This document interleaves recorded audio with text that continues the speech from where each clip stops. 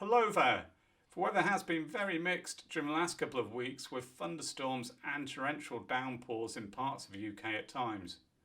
However, as we go through the coming week, things are set to change markedly as the heat builds and summer returns. Therefore, there are two questions which I'm going to look at today. Firstly, how long is the heat likely to last for? And secondly, what are the maximum temperatures that we can expect in the UK?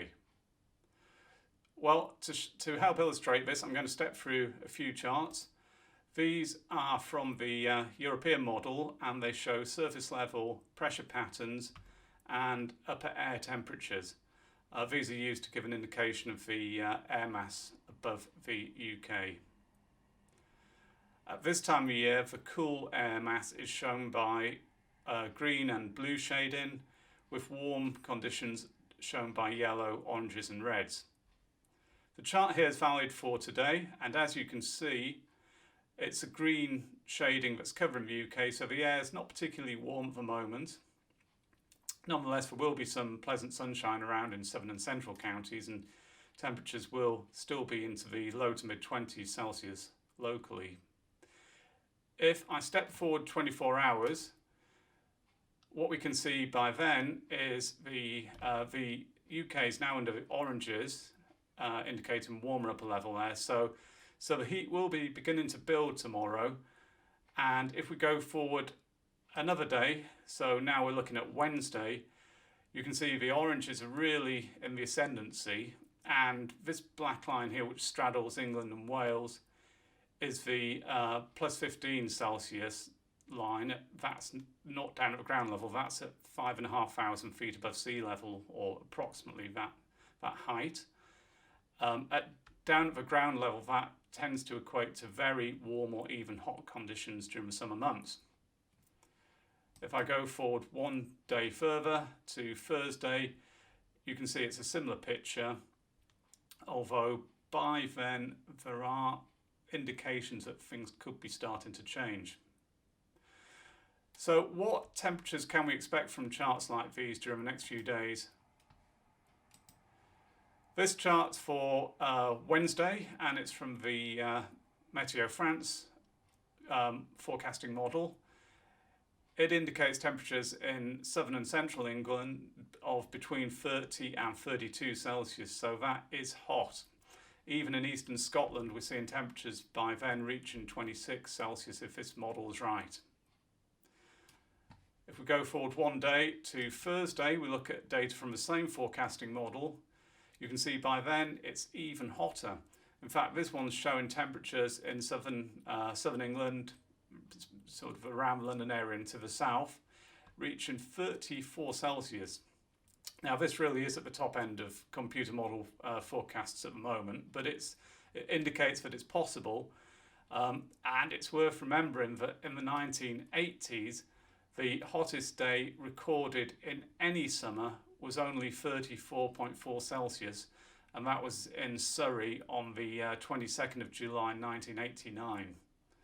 So it's just about possible that this Thursday we're not going to be breaking any all-time records, but there is a chance of it being warmer than any day recorded in the UK during the 1980s. Now, if I just step back to the ECM charts, which, as I said, show pressure and upper level air temperatures, let's see what happens as we go forward beyond Thursday. This chart's for Friday, and by then we can see that pressure's starting to fall across the UK, but upper level air temperatures are still high. To me, that indicates an increasing risk of thunderstorms, which I'll look at briefly in a moment.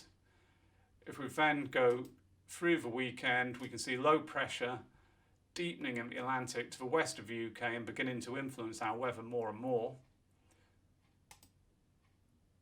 And by Sunday, we see the orange is being gradually replaced by cooler air indicated by green shading coming around this area of low pressure, so moving in from the west across the UK.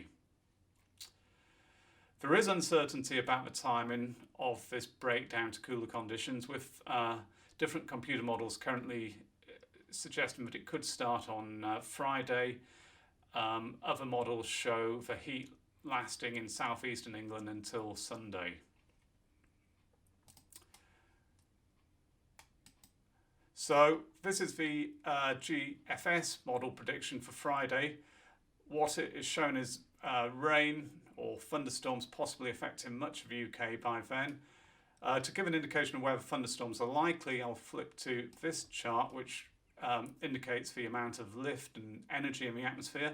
These are two of the key parameters for forecasting thunderstorms.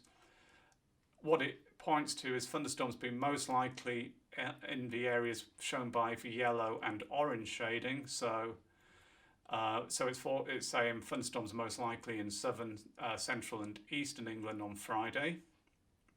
There is uncertainty about that though, as they always tend to be quite hit and miss. And then as we go through the weekend, as I said, most models are showing cooler conditions returning to most of the UK. A notable exception is a Canadian GEM model.